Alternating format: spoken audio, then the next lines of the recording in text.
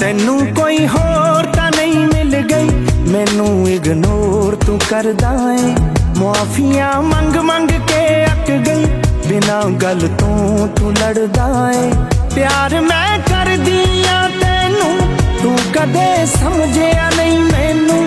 ਬੇਰੁਖੀ ਕਿਸ ਗੱਲ ਦੀ ਦੱਸ ਦੇ, ਤੂੰ ਮੇਰੇ ਕੋਲ ਨਾ ਖੜਦਾ ਏ, ਕੋਲ ਨਾ ਖੜਦਾ ਏ। ਤੈਨੂੰ ਕੋਈ ਹੋਰ ਤਾਂ ਨਹੀਂ ਮਿਲ ਗਈ, ਮੈਨੂੰ ਇਗਨੋਰ ਤੂੰ ਕਰਦਾ ਏ।